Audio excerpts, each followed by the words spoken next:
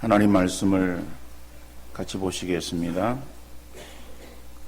구약성경 창세기 32장 11절 12절 말씀이 되겠습니다.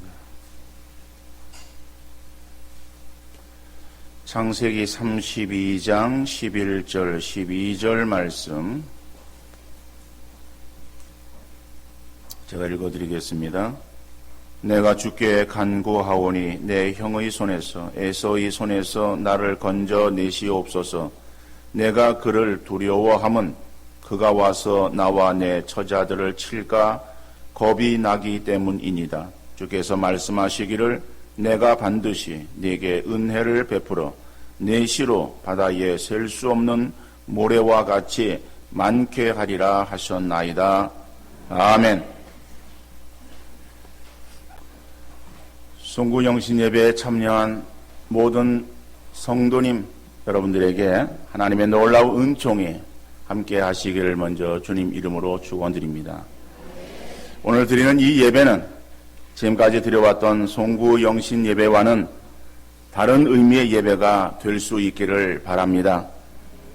단순하게 묵은 해를 버리고 새해를 맞는다는 의미를 넘어서 정말 많은 일들이 있었고 우리의 마음을 어둡게 하였던 일들로 얼룩진 한 해였지만은 그러나 이 시간 한 해를 보내며 새로운 한 해를 맞이한다는 소망 가운데에 힘찬 발걸음을 내딛는 여러분들 되어질 수 있기를 간절히 소원합니다. 사람들은 눈에 보이고 귀에 들리는 소리에 좌우되기 쉽습니다.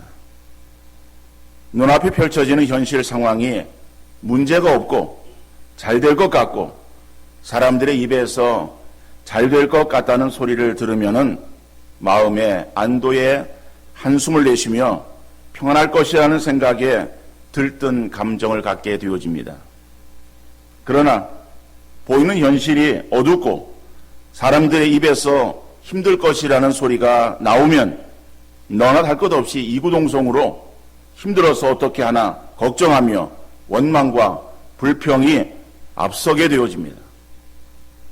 그러나 믿음을 가지고 있는 성도들은 세상에 믿음 없는 사람들과 달라야 합니다. 믿음 없는 사람은 믿음 없는 사람들의 이야기에 따라서 판단되어지지만은 믿음 있는 사람들은 믿음에 의해서 판단할 수 있기를 바랍니다.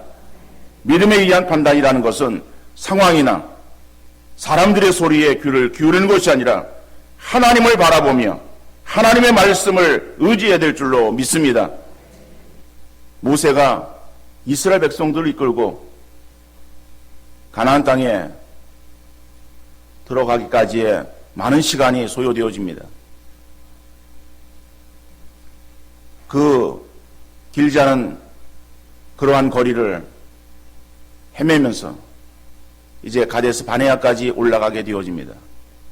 거기에서 모세는 각 지파에서 한 명씩 12명의 정탐꾼을 세워서 그들로 하여금 40일 동안 가나안 땅을 정탐하게 합니다. 40일 정탐한 뒤에 그들이 돌아와서 보고를 하는 내용을 우리가 잘 알고 있습니다. 10명의 정탐꾼의 보고의 소리가 있었습니다. 그러나 그들은 자기들의 눈에 본 대로 그리고 자기들의 눈에 파악되어지는 대로 그 상황을 그대로 보고했어요. 10명의 보고를 들은 모든 백성들은 낙심하여 불평하며 원성이 자자했고 이제는 모든 것이 끝났다고 소리 지르며 울기 시작합니다. 그럼 10명의 보고가 엉터리 보고를 했다든지 백성들에게 겁을 주기 위해서 과장된 보고를 한 것은 결코 아니었습니다. 10명의 정탐꾼은 그들의 눈에 본 대로 그들의 이성적으로 판단한 그 판단의 내용들을 그대로 사실적으로 보고를 했습니다. 그러나 여호수아와 갈렙은 전혀 다른 보고를 합니다. 각자의 보고에 차이가 무엇이겠습니까? 10명의 보고는 엉터리 보고고 2명의 보고는 진정한 보고라든지, 아니면 10명의 보고가 정확한 보고였었는데 2명의 보고가 잘못되어진 엉터리 보고를 한 것이었습니까? 10명의 보고나 2명의 보고나 다 정확하게 보고 그리고 보고하는 내용이었습니다. 그러나 10명은 믿음이 없이 자기들의 판단에 의한 상황 보고였습니다. 그러나 2명의 보고는 상황을 말하면서 그 가운데 역사하시는 하나님을 바라보는 믿음의 보고였습니다.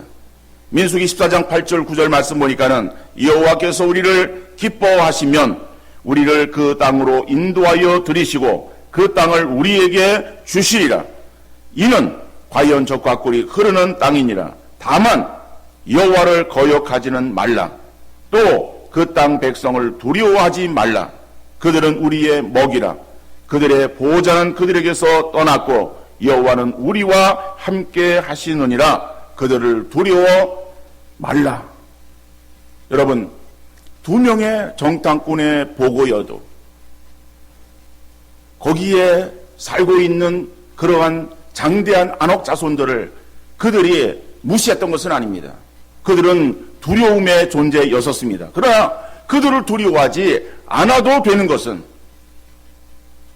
우리의 보호자는 우리와 함께 계시고 그들의 보호자는 그들에게서 떠났기 때문에 눈으로 보이는 그러한 그 상황은 우리에게 있어서 절망적으로 보인다라고 할지라도, 그러나 우리와 함께 하시는 하나님이 우리를 도우시고 우리를 인도해 주신다면은 우리는 능히 그들을 무찌를 수 있다라고 하는 믿음의 보고였던 것입니다. 10명의 보고는 믿음이 없이 그냥 눈으로 바라보는 대로 그들의 느껴지는 대로 행한 보고였었고, 2명의 보고는 그 상황 가운데서 역사하시는 하나님을 바라보며 그 하나님을 증거하고 하나님을 드러내는 그러한 보고였던 것입니다. 우리가 사는 세상은 풍랑이 있는 고해와 같은 세상이며 광야와 같은 세상입니다. 여러분, 넓은 바다에 바람이 불면은 크고 작은 파도가 있는 것은 당연한 일입니다. 광야라고 하는 것은 사람이 살 수 없는 곳입니다. 사람이 살 수 없는 곳이라고 하는 것은 그곳에 여러 가지의 환경들이 너무 척박하고 너무 사람들의 그 삶에 불편과 고통을 주는 그러한 상황들이 있기에 그곳에 사람이 거할 수 없는 곳임을 말하고 있습니다. 그런데 우리가 살아가는 세상을 어떻게 비유하고 있습니까? 고해와 같은 세상이라고 비유하고 있습니다. 광야와 같은 세상이라고 비유하고 있습니다. 그러면 여러분, 우리가 살아가는 세상은 평안한 세상입니까? 모든 것들이 다 순조롭게 잘 흘러가는 그러한 현장이 우리가 살아가고 있는 세상입니까? 고해에 바람이 있는 그러한 이 바다에 배를 타고 항해할 때에 거기에 아무런 파도를 만나지 아니하고 그저 순수한 순전한 그러한 항해를 기대하는 것은 바다를 모르는 사람들의 그러한 모습이 아니겠습니까? 광야 같은 세상 속에서 아무런 문제 없이 삶을 살아가기를 바라는 것은 광야의 삶이, 광야의 특성이 무엇인지를 모르는 사람들의 그러한 모습이라고 말할 수 있지 않겠습니까? 여러분, 우리는 세상을 지금까지 여러 해 동안 살아왔습니다. 수십 년을 살아왔습니다. 여러분, 살아오면서 우리가 살아온 세상이 어떠한 세상이었습니까? 아무런 문제 없는 그러한 세상에 우리가 살아왔던 적이 있었습니까? 그러한 일들은 우리에게 전개되어지지 않습니다. 그건 하나의 유망상일 뿐 우리가 살아가는 세상은 그런 세상이 아닙니다. 시편 121편 1절 2절 말씀 보니까는 내가 산을 향하여 눈을 들리라. 나의 도움이 어디서 올까? 나의 도움이 천지를 지으신 여호와에게서로다. 예루살렘 성을 향하여, 예루살렘 성전을 향하여 나아가는 그러한 그 길들에 있어서 광야와 같은 그러한 그 지경을 그들이 통과해야 되는 그러한 상황이 그들 앞에 놓여 있을 때에 어떤 일들이 우리 앞에 닥칠지 알지 못하는 그러한 두려움 가운데에 그들은 예루살렘 성전을 향하여 하나님께 제사 드리기 위해서 순례 여정을 떠납니다. 떠나면서 그들의 마음 가운데에 진정 우리를 도와줄 그러한 도움의 손길이 어디 있겠는가를 찾아옵니다. 그리고 앞에 있는 높은 산을 향해서 저 산에서 우리의 도움이 올까? 산을 둘러보고 거기에 호수해 보지만은 거기에서 우리의 도움이 오는 것이 아니라 도움은 천지를 지으신 여호와 하나님에서부터 온다라고 고백하며 그 하나님을 의지하는 그러한 믿음으로 순례길을 떠났던 것을 우리가 알 수 있습니다. 그 하나님은 졸지도 아니하시고 주무시도 아니하시고 우리를 지키시고 인도하시는 살아계신 하나님. 우리가 살아가는 세상은 비록 고해와 같은 세상이고 광야 같은 세상이지만은 그러나 우리를 지키시고 인도하시는 이는 살아서 역사하시고 주무시지 아니하시고 졸지 아니하시는 하나님이 우리의 보호자가 되시는 줄 믿으시기를 바랍니다. 여러분, 오늘 이 본문의 말씀은 야곱이 20여 년의 시간을 지나고 다시 고향으로 돌아오는 중에 이제 세일 땅에 거하고 있는 그러한 형 에서에게 이 야곱이 사람을 보내어서 형편을 지금 알아보기 위한 그러한 상황입니다. 사람을 보냈습니다. 그리고 나의 재산이 있는데 그 재산을 형에게 이제 드리겠다라고 이 형의 마음을 누그러뜨리기 위해서 사람을 보냅니다. 그리고 그 사람들이 다시 돌아와서 상황을 다시 야곱에게 보고를 합니다. 그런데 어떤 보고를 행하는가 하면은 에서가 400명의 사람들을 이끌고 오고 있다라고 하는 거예요.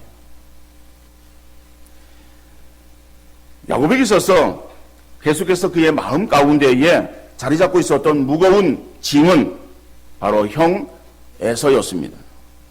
20년의 시간이 지나서 이제는 마음이 좀 누그러뜨렸으면은 자기 재산의 얼마를 주어서라도 형의 마음을 사려고 했던 거예요.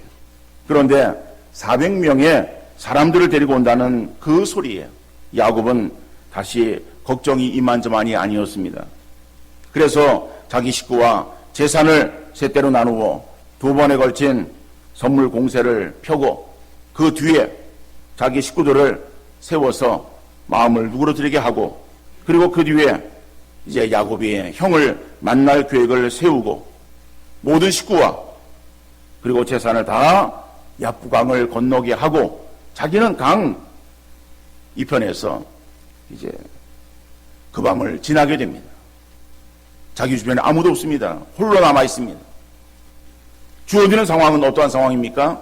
형 에서가 400명의 사람들을 이끌고 그리고 오고 있다라고 하는 그러한 엄청난 소식입니다. 여러분, 그 소식은 야곱으로 하여금 그 밤에 잠을 자게 만들었겠습니까? 편히 잠을 잘 수 있는 그러한 상황이었겠습니까? 두려움에 그는 밤을 꼬박 지새울 수밖에 없었을 것입니다. 오늘 본문 11절에 보니까는 내가 주께 간구하오니 내 형의 손에서 에서의 손에서 나를 건져내시옵소서. 내가 그를 두려워함은 그가 와서 나와 내 처자들을 칠까 겁이 나기 때문이니. 지금 이 야곱은 자기 앞에 놓여있는 에서로 인해서 형 그 에서로 인해서 마음이 두려워하고 있는 거예요.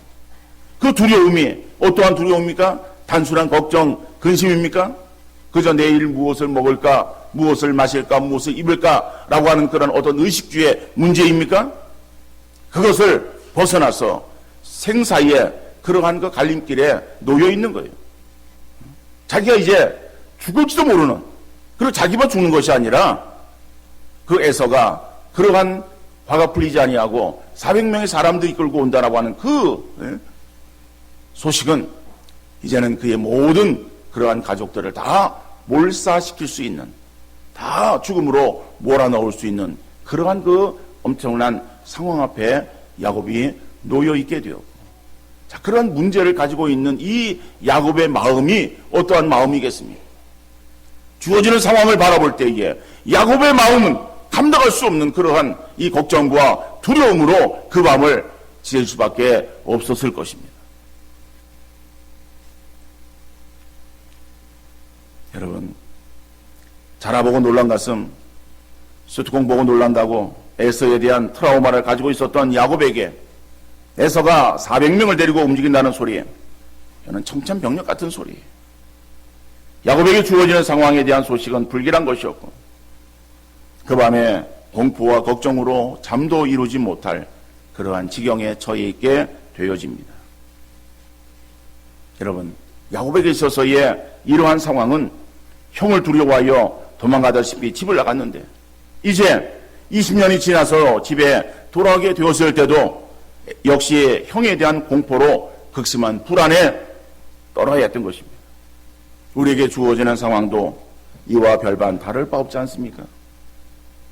야곱이 에서의 힘과 에서의 그러한 능력을 당해낼 수 있는 그러한 힘이 있습니까? 그러니까 에서라고 하는 그러한 존재는 이 야곱에게 있어서의 공포의 대상이었어요. 두려움의 대상이었어요. 어찌할 수 없는 그러한 그 막막함의 상황이었던 것입니다. 자, 그런 상황 앞에 놓이게 되어진 거예요. 이제는 어찌할까? 이제는 내가 죽었구나라고 생각할 수밖에 없는 그러한 상황. 여러분, 오늘 우리가 처하고 있는 그러한 상황이 바로 이러한 상황 아닙니까? 여러분, 우리에게 주어지는 일들을 내 힘으로 감당할 수 있겠습니까? 내 지식으로, 내 능력으로 그 모든 것들을 다 헤쳐 나갈 수 있다고 장담할 수 있겠습니까? 우리는 장담할 수 없습니다.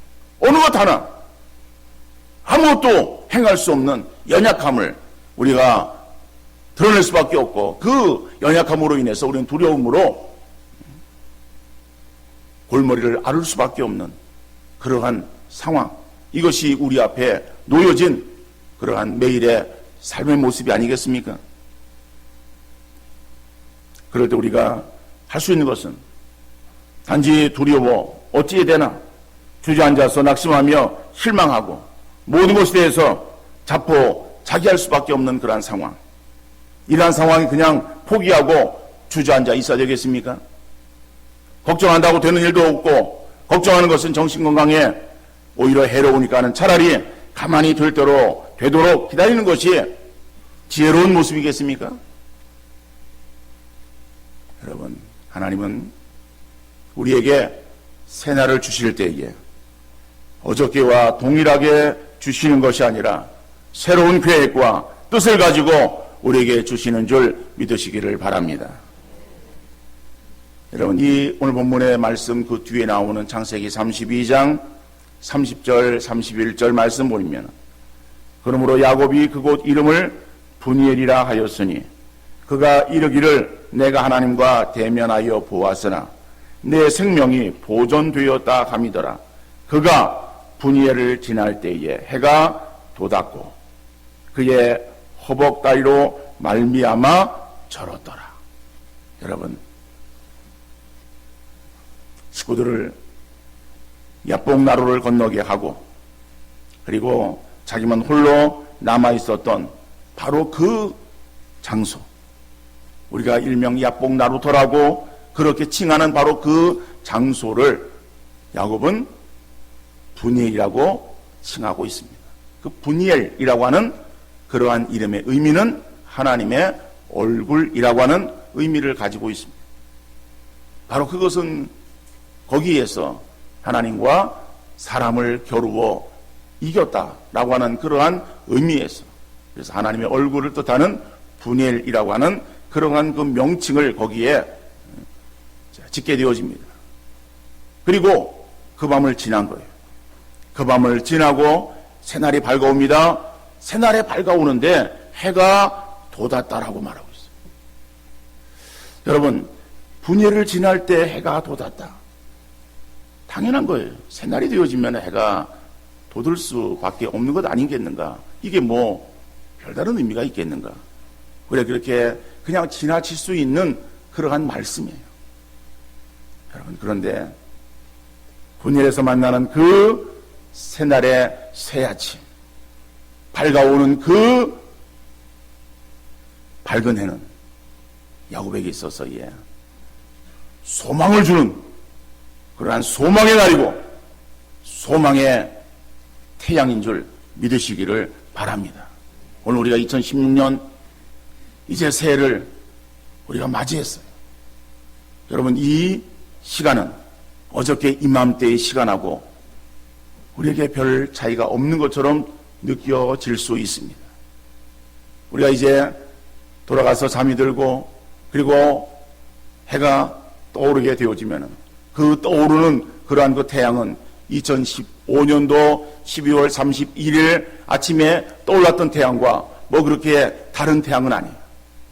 26년에 1월 1일에 그러한 그 태양이 두 개가 떠오른다든지 2015년에 태양의 모습과 달리 더 큰 그러한 그 모습으로 떠오르는 것은 아닙니다.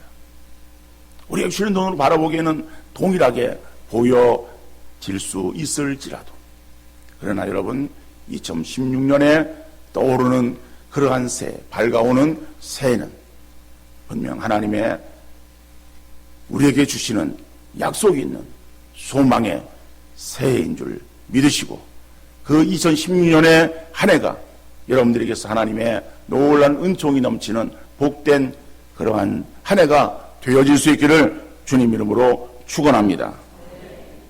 여러분, 그렇게 되기 위해서는 여러분, 주어지는 어둠의 시간, 공포와 두려움이 엄습해오는 시간을 그냥 육신의 잠에 취해 있지 말고 야복나루터, 다시 말하면은 분일에서 하나님의 천사와 씨름하던 야곱의 그 모습처럼 우리도 그 어둠의 시간들을 지날 때에 하나님과 함께 씨름하며 그리고 하나님을 겨루어 이긴 사람이라고 치가 맞을 수 있는 그러한 믿음의 놀라운 용사들이 되어질 수 있기를 간절히 소원합니다.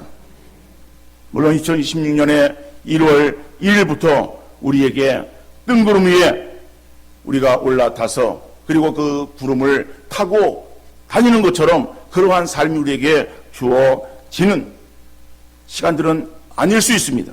그러나 2016년이 여러분들에게 하나님의 놀라운 은총이 많은 한 해가 되어지기를 소원한다면 하나님의 역사하심에 대해서 기대감을 가지고 하나님의 일하심을 지켜볼 수 있기를 바랍니다. 하나님은 믿는 저와 여러분들을 위해서 일하시는 하나님이시고 역사하시는 하나님이심을 여러분 믿으시기를 바랍니다. 그 하나님이 일하실 수 있도록, 하나님이 역사하실 수 있도록 우리가 하나님의 손을 움직이는 그러한 우리 믿음의 성도들 되어질 수 있기를 간절히 바랍니다. 하나님 역사하심을 바라는 성도들은 막연하게 그래서 감나무 밑에서 입만 벌리고 있는 그러한 그 모습이 되어서는 안 되는 거예요. 입만 벌리고 감이 떨어지기를 바란다고 그 감이 우리의 입 안으로 들어오겠어요? 홍사되어서 떨어지는 그 감은 우리의 눈에도 떨어질 수 있고 우리 코에도 떨어질 수 있어요. 여러분, 우리의 눈에 떨어지고 코에 떨어지는 그 감은 우리에게 아무런 도움이 안 돼요. 오히려 우리에게 있어서 더 힘든 그러한 그 일들이 되어질 수밖에 없어요. 여러분, 하나님의 역사를 그렇게 막연하게 기다리는 어리석은 성도들이 되지 마시기를 바랍니다. 오늘 본문 12절 말씀처럼 하나님만을 의지하여 하나님의 얼굴을 구하며 하나님 말씀을 확신하는 우리 성도님들 되어질 수 있기를 간절히 바랍니다. 오늘 본문 12절에 보니까는 주께서 말씀하시기를 내가 반드시 네게 은혜를 베풀어 네 시로 바다에 셀 수 없는 모래와 같이 많게 하리라 하셨나이다. 하나님의 약속의 말씀입니다. 이 하나님의 약속의 말씀을 붙들고 야곱은 그 밤에 기도한 거예요. 여러분, 하나님을 향해서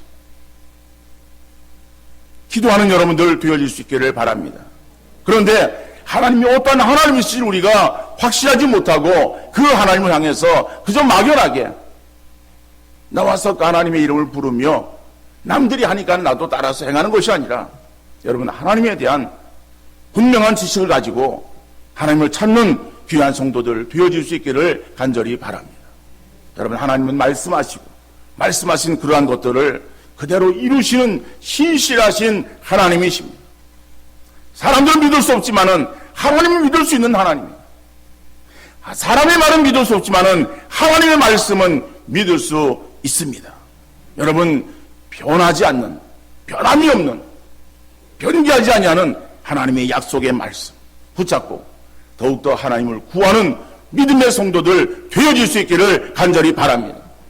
야곱처럼 분열해서 정말 승리하고, 그리고 정말 그 승리의 표상으로 분열에 지날 때에 해가 돋았다라고 말씀하듯이, 여러분, 사람들의 그러한 그 소리에, 우리의 눈에 보여지는 그러한 그 환경이 우리를 두려움으로 떨어뜨릴 수 있고 우리를 막막함으로 몰아넣을 수 있는 그러한 상황이지만은, 그러나 그러한 상황에 우리가 코를 빠뜨리고 있지 마시고, 여러분, 하나님의 약속의 말씀을 붙들고 하나님을 바라보는 믿음의 성도들 되어질 수 있기를 간절히 바랍니다.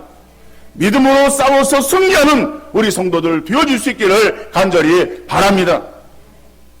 다른 사람이 그러한 복을 받기를 그냥 바라보기만 있지 말고, 그것이 바로 하나님께서 내게 바로 그러한 그 일들이 이루어지기를 소원하는 간절한 마음으로 여러분, 하나님을 더욱더 구하는 믿음의 성도들 되어질 수 있기를 간절히 바랍니다.